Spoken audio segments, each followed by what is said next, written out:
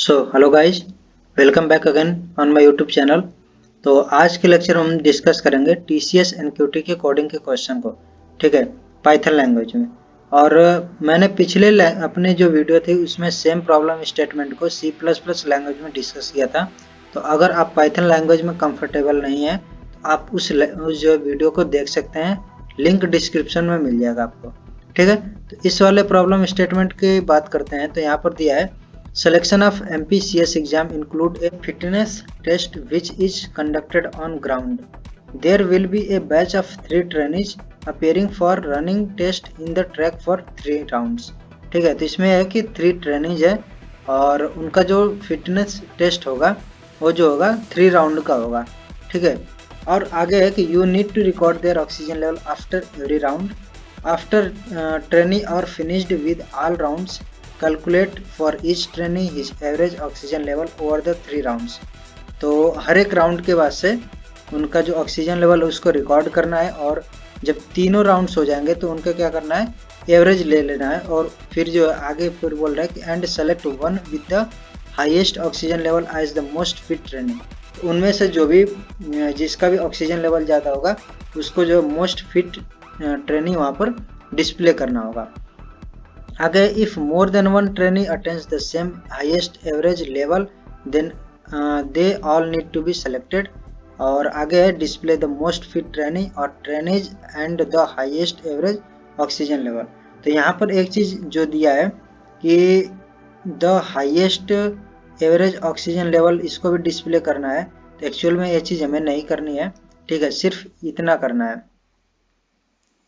वो अभी क्लियर हो जाएगा। जो आगे हमारा एक एग्जांपल दे रखा है उसमें सिर्फ यही चीज वहाँ पर डिस्प्ले किया है कि कौन सा ट्रेनी जो है मोस्ट फिट है, ठीक है। ये सेकंड वाला चीज नहीं किया है, तो ये इसको हमें वहाँ पर शो करने की जरूरत नहीं है। अगर हमें जो है इस चीज को शो भी करना होगा तो आसानी से हम कर सकते हैं। तो हमारा मेन मकसद इस वीडियो का यही है कि कैसे कोई प्रॉब्लम स्टेटमेंट को हम सॉल्व करेंगे, ठीक है, जो भी प्रॉब्लम आपको दी रहेगी पाइथन लैंग्वेज में। तो आगे देखते हैं और क्या चीजें हैं। उसके वजह से कुछ नोट हमारे दे रखे हैं कि the oxygen value entered should not be accepted if it is not in the range between 1 and 100, ठीक है। अगर जो है 1 से 100 तक वो इनपुट जो नंबर होगा वो हमारा नहीं है तो उसको एक्सेप्ट नहीं करना है।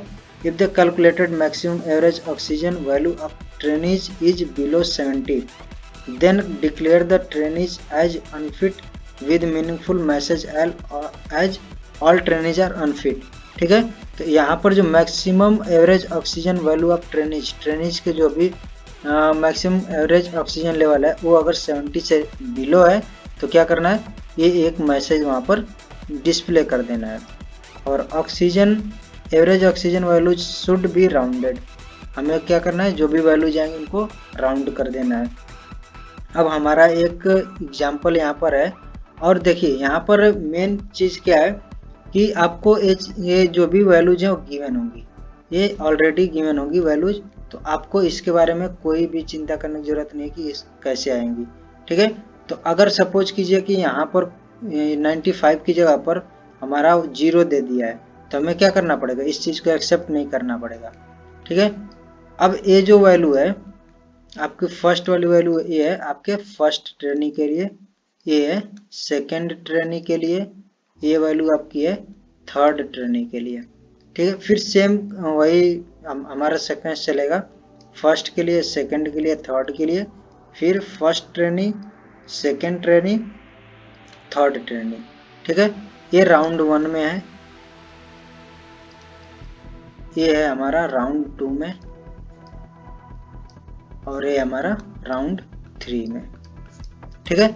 ये हमारे क्या दे रखे हैं, ये हमारे ऑक्सीजन लेवल ट्रेनी 1 का, ट्रेनी 2 का और एक ट्रेनी 3 का, इस तरह से फिर ट्रेनी 1 2 3 का, ये हमारा ऑक्सीजन लेवल हो गया, ठीक है। अब आगे देखते हैं, सेम चीज हमें बता रखा है नीचे, वही आउटपुट वैल्यूज क्या होंगी, ओके। तो अब इसको आप चेक करोगे, जब आप अगर सिंपली पेन पेपर से यहाँ पर कैलकुलेट करते हो तो आपको मिलेगा कि ट्रेनी 1 और थर्ड जो आपके हैं उनके ऑक्सीजन जो लेवल्स होंगे एवरेज जब आप फाइंड करोगे तो क्या आएंगे, सेम आएंगे, ठीक है। तो इसलिए यहाँ पर आउटपुट में इस चीज़ को आउटपुट करा दिया गया है। फिर हमारा नीचे दे रखा वही चीज़ कि 9 इंटीजर वैल्यू जो होंगी इनपुट होंगी। तो आपने देख लिया 9 किस तरह से होंगी। फिर हमारे राउंड 1 में और वो 9 वैल्यूज कुछ इस तरह से गिवन होंगी कि हमारा सबसे पहले राउंड 1 का होगा, उसमें ट्रेनी 1 का ऑक्सीजन लेवल, फिर 2 का, 3 का, मैंने आपको ऊपर बता दिया कैसे रहेगा। फिर वही 2 वाला 3 वाला होगा। फिर उसके बाद हमारा गिवन है कि output must be in the given format as in the above example. तो आपको जब भी ऐसे एग्जाम्स वगैरह में जब आपको जब प्रोग्रामिंग करते हो या फिर किसी साइट पर किसी कॉन्टेस्ट में आप प्रोग्रामिंग करते हो, आपको जो होता है आउटपुट सेम फॉर्मेट में वहाँ पर देना होता है, ठीक है, जिससे कि आपका जो इंटरनली वो चीज़ें चेक होती हैं वो आपकी पूरी मैच हो पाए और आपको वहाँ पर पता लगे कि ये चीज़ हमारी सही है नहीं सही है, ठीक है। और उसके बाद हमारा क्या है कि for any wrong input final output should display invalid input. तो अभी आपने जो ऊपर देखा था कि हमारा इनपुट क्या होगा 1 से 100 के बीच में होगा। अगर सपोज कीजिए कि कोई इनपुट इसके अलावा कुछ और वैल्यू आ रहा है, हमें क्या करना होगा, सीधे वहाँ पर प्रिंट करा देना होगा इनवैलिड इनपुट। हमारा इनपुट सिर्फ इसी के बीच में आना चाहिए। अगर सपोज कीजिए कि यहाँ पर हमारा रहा होता 0, हमें क्या करना पड़ता है, इनवैलिड इनपुट यहाँ पर प्रिंट करा देते हैं और प्रोग्राम को एग्जिट कर देते हैं। तो ये हमारा है प्रॉब्लम स्टेटमेंट। इसको आपने देख लिया कि पूरे प्रॉब्लम स्टेटमेंट का कहाँ पर किस तरह से हम क्या कर सकते हैं, ठीक है। तो जब आपको प्रॉब्लम स्टेटमेंट समझ में आ जाएगी तभी आप पूरे प्रोग्राम को कर सकते हो। और ये प्रोग्राम बहुत ही इजी है, सिर्फ इसमें इफ़ एल्स यही सारी कुछ चीज़ें यूज होंगी, फॉर लूप यूज हो सकता है, ठीक है। आप ये सारी चीज़ों का यूज करके इस प्रोग्राम को आसानी से बना सकते हो, ठीक है। अब देखते हैं इसके कोडिंग वाले पार्ट को। ओके, तो अब हम अपने ऑनलाइन कंपाइलर पर पूरे प्रोग्राम को लिखेंगे, ठीक है। और एक चीज़ मैं आपको बताना चाहूँगा कि अगर आप टीसीएस के लिए जो है पाइथन लैंग्वेज में प्रोग्रामिंग करना चाहते हैं या फिर करने के लिए सोच रहे हैं, तो पाइथन लैंग्वेज आपके लिए रिकमेंडेड नहीं है, क्योंकि पाइथन का इनका जो पाइथन का इंटरप्रेटर होता है वो बहुत ही गंदा बिहेव करता है, ठीक है। यानी कि आपके प्रोग्राम में कोई एरर नहीं भी रहेगी तो वहाँ पर एरर शो करेगा या फिर कोई अजीब सा वहाँ पर आउटपुट शो करेगा, ठीक है। तो बाकी जो हम प्रोग्राम को देखते हैं कि इसका प्रोग्राम कैसे होगा, तो सबसे पहले मैं क्या करता हूँ कि जो भी हमारे ट्रेनीज हैं, ट्रेनी 1, ट्रेनी 2, ट्रेनी 3 है, तो इसको मैं नाम यहाँ पर देता हूँ T1 और T2 और T3, ठीक है।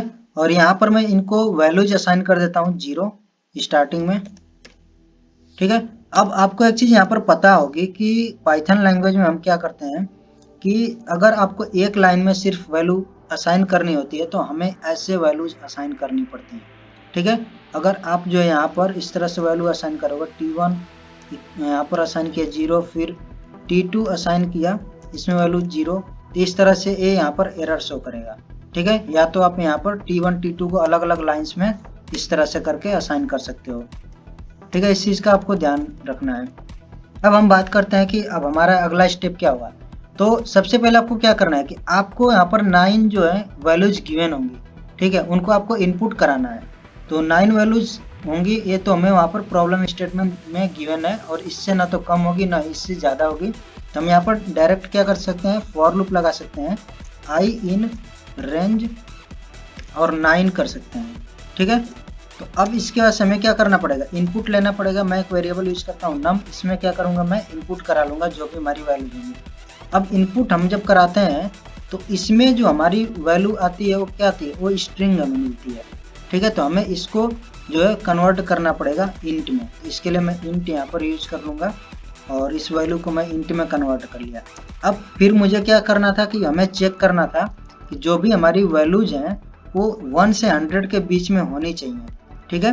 तो मैं यहाँ पर इसको चेक करूँगा कि ये वैल्यू 1 से ग्रेटर है नहीं है and num is less than 100 है नहीं है, ठीक है। ये दो चीज़ें मुझे चेक करनी पड़ेंगी और ऐसा अगर मुझे मिलता है तो फिर मैं क्या करूँगा, मैं देखिए अब अगर मैं इस चीज़ को मैं इस तरह से आपको बताऊं कि जो भी मेरे T1 T2 T3 की वैल्यूज है मैं उसको एरे में एक स्टोर कर रहा हूँ, तो क्या होगा, जो इंडेक्स नंबर 0 पर वैल्यू होगी T1 के लिए, जो इंडेक्स नंबर 1 पर होगी किसकी होगी, T2 के लिए होगी, इंडेक्स नंबर 2 पर T3 के लिए होगी, फिर जो T1 वाली वैल्यू होगी वो इंडेक्स नंबर 3 पर होगी, ठीक है। तो मैं यहाँ पर डायरेक्ट क्या करता हूँ, मैं यहाँ पर चेक करता हूँ अगर i की वैल्यू जो है मॉडुलो ऑपरेटर 3 में करता हूँ, अगर ये 0 मुझे मिल जाती है, यानी कि अब यहाँ पर एक कौन कौन सी वैल्यूज होंगी, i की वैल्यू यहाँ पर 0 वाले के लिए t1 के लिए होगी, फिर अगर i की वैल्यू 3 होती है तब भी t1 के लिए होगी, और i की वैल्यू जब 6 होगी तब भी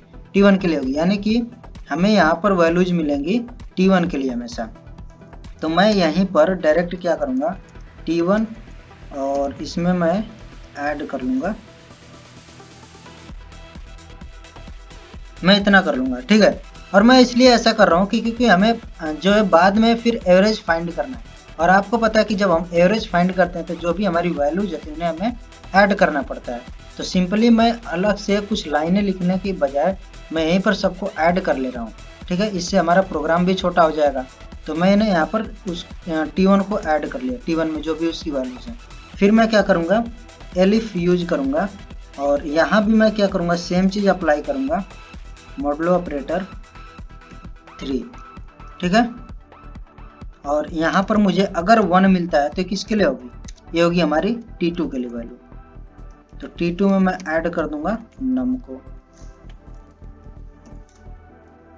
फिर सेम चीज मैं अप्लाई करूंगा अगले वाले के लिए।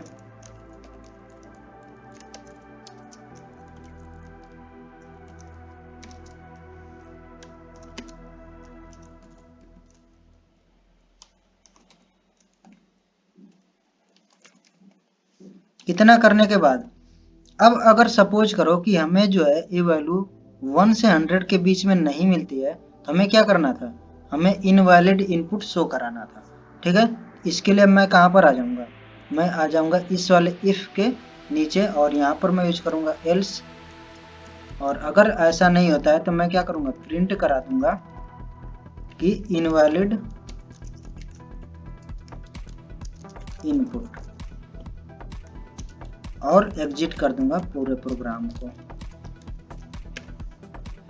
और अगर जो है हमारा प्रोग्राम एग्जिट नहीं होता है तो हमें क्या करना था कि उस वैल्यूज का t1 t2 t3 की वैल्यूज को रिकॉर्ड करने के बाद हमें एवरेज लेना था और उनको राउंड करना था। तो वही काम मैं करूंगा यहाँ पर, t1 और t1/3, ठीक है। इससे आपका क्या होगा, इससे आपका जो है एवरेज फाइंड हो जाएगा। t1/3 से एवरेज मिल गया। और आपका पाइथन में एक फंक्शन होता है राउंड नाम का, जो आपको क्या करता है कि जो भी आप पैरामीटर पास करोगे उसका आपको राउंड करके वो दे देता है। तो सेम चीज़ मैं बाकी दोनों के लिए करूँगा, t2 और t3 के लिए।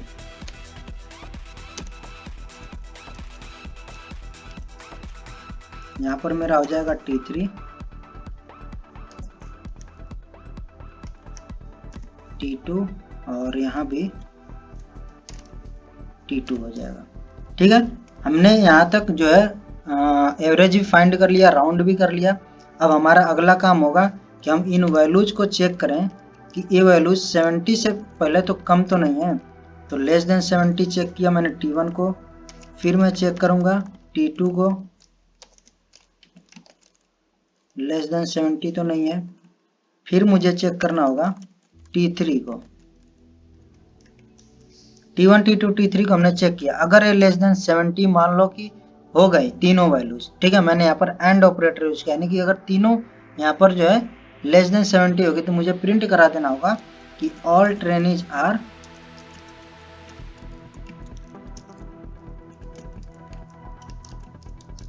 अनफिट, और मुझे प्रोग्राम को एग्जिट करना है। इतना हो गया। अब फिर मुझे क्या करना था कि अगर जो है ऐसा नहीं होता है मेरा, यानी कि t1 t2 या t3 में से किसी की भी वैल्यू 70 से ग्रेटर है, तो मुझे उसको भी फाइंड करना है। तो फिर मैं इफ कंडीशन यहाँ पर दूंगा, और सबसे पहले मैं t1 के लिए कंडीशन लिखूंगा, if t1 is greater than और इक्वल टू t2।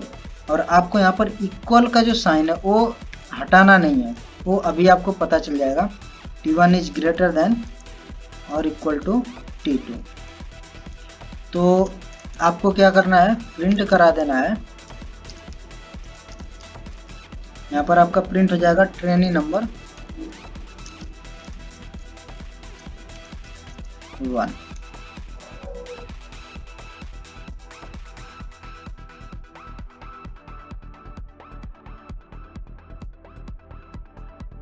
अब देखिए इसमें कुछ चीज़ें हैं जो आपको नोट करनी है कि यहाँ पर हम एलिफ नहीं यूज कर सकते हैं, ठीक है, क्योंकि ऐसी हम कंडीशन दे रहे हैं कि अगर सपोज तीनों हमारी इक्वल होती हैं, ठीक है, तो ए भी हमारा चलेगा, हमें ए भी चेक करना है, ए भी वाला दूसरी कंडीशन भी चेक करनी है और तीसरी भी चेक करनी है, ठीक है, अगर इक्वल है तो। और अगर आपने एलिफ वाली कंडीशन दे दी तो चेक होगी ही नहीं, ठीक है, वो एक सिर्फ कोई भी चल जाएगा, उसके बाद से बाकी नहीं चलेंगे। तो इसलिए हमें यहाँ पर एलिफ वाली कंडीशन नहीं देनी है और हमें इक्वल का साइन भी इसीलिए रखना है कि अगर दो कंडीशन हमारी अगर T1 T2 को इक्वल है तो हमारा वो भी मिल जाएगा कि T1 और T2 प्रिंट हो जाएंगे, ठीक है। अगर T1 और T2 T3 तीनों हमारी इक्वल हैं तो तीनों हमारे इस तरह से प्रिंट हो जाएंगे। तो ये हमारा कुछ इस तरह का है। बाकी जो है आप एक बार प्रोग्राम को पूरा देख लीजिए कि क्या हमारा पूरा प्रोग्राम है, ठीक है। तो यहाँ पर हमने सबसे पहले इनको इनिशियलाइज किया, जो भी इनकी वैल्यूज T1 T2 T3 को हमारे ट्रेनिंग नंबर है, और फिर हमने फॉर लूप लगाया यहाँ पर इनपुट लेने के लिए जो हमारी 9 वैल्यूज गिवन होंगी, फिर हम उनको T1 T2 T3 में ऐड कर देंगे। और इसके बाद से अगर हमारी वैल्यू जो है 1 से 100 के बीच में नहीं आती है, हमें इनवैलिड इनपुट शो करके प्रोग्राम को एग्जिट करना था। और अगर हमारा प्रोग्राम एग्जिट नहीं होता है, यानी कि हमारी सभी इनपुट वैल्यूज सही हैं, तो हमें क्या करना है, एवरेज फाइंड करके उनका राउंड लेना। अब हमारी अलग अलग कंडीशन है, ये हमने यहाँ पर कंडीशंस दे दी हैं। अब यार प्रोग्राम को एक बार हम रन करते हैं। तो यहाँ पर हम इनपुट देते हैं अपना, सभी इनपुट 99 रख देंगे। तो यहाँ पर हमने सभी अपने इनपुट को 99 रख दिया है, ठीक है। तो इससे हमारा यहाँ पर प्रिंट क्या होगा कि जो ट्रेनिंग नंबर 1 2 3 है तीनों प्रिंट होंगे। तो इसको एक बार रन कराते हैं और ये हमारा देखिए सक्सेसफुली एग्जीक्यूट हो चुका है। और यहाँ पर जैसा कि हमारा डिजायर्ड आउटपुट था कि ट्रेनिंग नंबर 1 और 2 3 तीनों प्रिंट होंगे, क्योंकि हमने तीनों की वैल्यूज यहाँ पर 99 सभी को पुट की थी, ठीक है। अब देखते हैं कि यहाँ पर कुछ वैल्यूज को चेंज कर देते हैं। सपोज हमने यहाँ पर 0 कर दिया, तो अब हमारा क्या प्रिंट होगा, इनवैलिड इनपुट प्रिंट होगा। तो यहाँ पर सक्सेसफुली एग्जीक्यूट और इनवैलिड इनपुट यहाँ पर प्रिंट हो रहा है, ठीक है। अगर आपने यहाँ पर पुट कर दिया सपोज 20, तो देखिए कौन कौन सी वैल्यूज प्रिंट होंगी। तो यहाँ पर जो है ट्रेनिंग नंबर 2 और 3, क्योंकि हमने यहाँ पर क्या किया था, जो हमारा ट्रेनिंग नंबर 1 था उसकी वैल्यू को हमने 20 पुट कर दी थी, ठीक है। तो हमारा 2 और 3 प्रिंट होगा। तो इस तरह से आपने देखा कि हम कैसे इस प्रोग्राम को कर सकते हैं। ये बहुत ही ईजी प्रोग्राम है, आप यहाँ पर अच्छे से देख सकते हैं, ठीक है। तो अगर आपको वीडियो अच्छी लगी है तो आप जो वीडियो को जरूर लाइक कर देना और अपने फ्रेंड्स के साथ भी इसको जरूर शेयर करना। Okay, so thank you guys, thank you so much for watching this video.